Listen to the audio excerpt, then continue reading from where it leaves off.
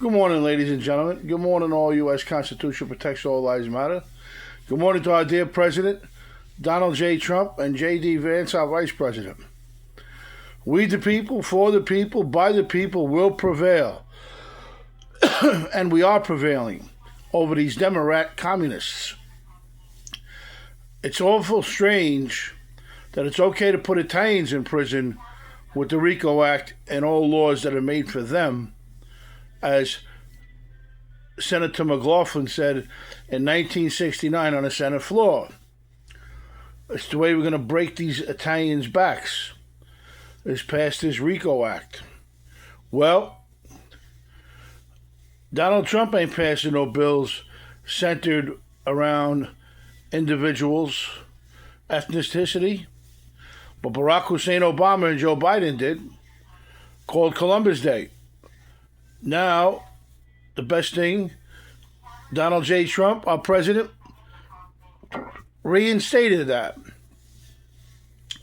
But, ladies and gentlemen, the laws still stand.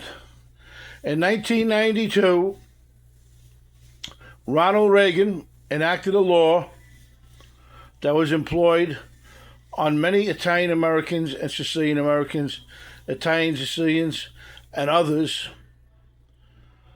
that if they committed a felony, they were thrown out of the country after they did their time.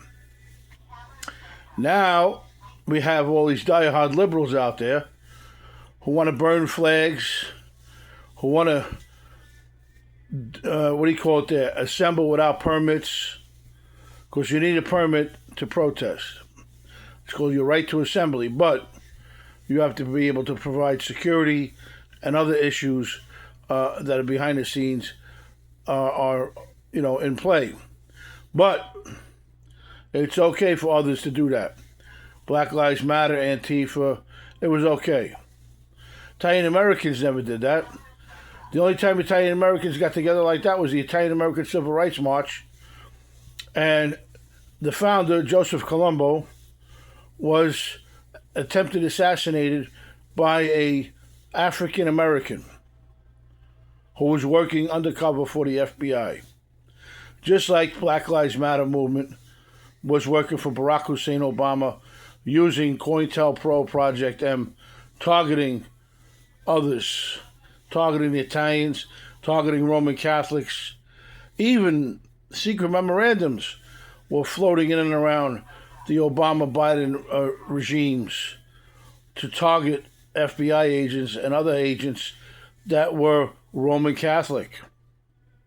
Well, ladies and gentlemen, that's a violation of the First Amendment.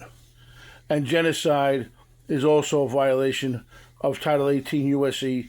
2441. That's 2441.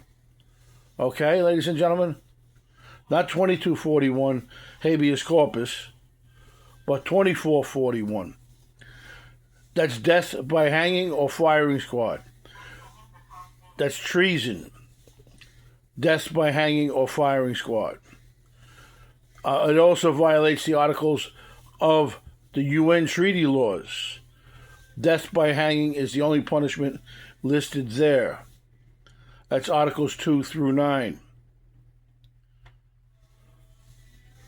But what I'm getting at today is what violations are in play when you send something restricted delivery, certified mail, to the Attorney General, Pam Bondi, with a whole package of legal documents proving beyond a reasonable doubt the necessity of impeachment of several federal judges and prosecutors and disbarment of several attorneys that were former prosecutors in the Southern District of New York.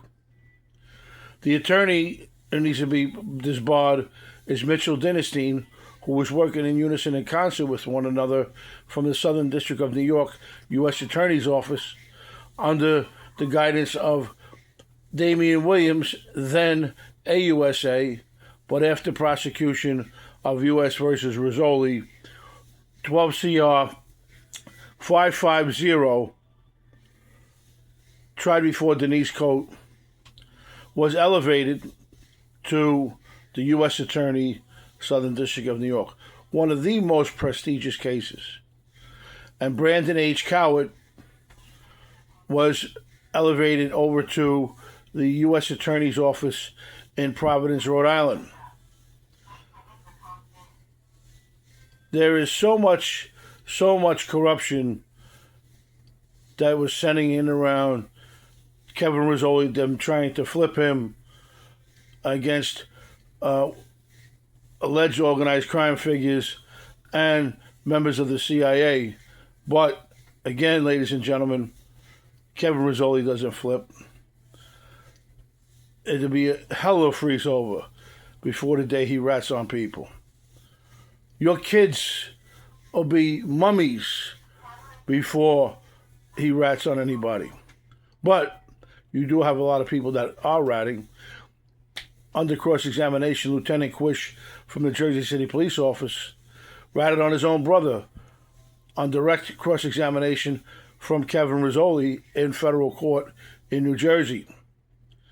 So when Kevin Rizzoli gets Damian Williams on the stand, I guarantee you, and Paripa Hara, I guarantee you, these two individuals will be ratting on Eric Holder, Loretta Lynch, the now Judge Valerie Caproni, and Barack Hussein Obama, and Joe Biden. This case is going to be a landmark case, since this one is a straight cover-up and an attempt to silence Kevin Rizzoli. Because in September of 2012, there was an attempted assassination while walking across the street on Mulberry and Word Street, which videotapes is covered up, disappeared. And then again in 2018. And then thereafter in the hospital at Staten Island University, which all doctors know exactly what was going on, and there's emails back and forth also to prove and validate such occurrences. So again, ladies and gentlemen, who are they? We do not know, but we know Black Lives Matter is involved. So again, ladies and gentlemen, we need to get to the bottom of why the attacking of the United States Constitution by these individuals, and they're committing acts of treason by federal judges, state prosecutors, and federal prosecutors. Thank you very much. And remember one thing: we the people, for the people, by the people. And those who laughed at Kevin Rizzoli, now you see COINTELPRO and Project M that was used in the Federal Bureau of Prisons is true, accurate, and correct. As it was stated in the two rulings, Rizzoli versus the BOP, 230 Fed 3rd, 371, and Rizzoli versus FCI Allenwood et al., 225 Fed 3rd, 650, 3rd Circuit, 2001. So again, ladies and gentlemen, we will prevail, and we will bring down the Obama agenda loyalist treasonists, and they will be brought to justice, and some of them will be hung in public in accordance to law of the United States and UN treaty laws. The UN treaty laws need to be applied to Obama, Biden, Holder, Lynch, Valerie Caproni, Cory Booker, and others who committed treason. To this way, the prosecution, they cannot say, was tainted and politically motivated. Thank you very much.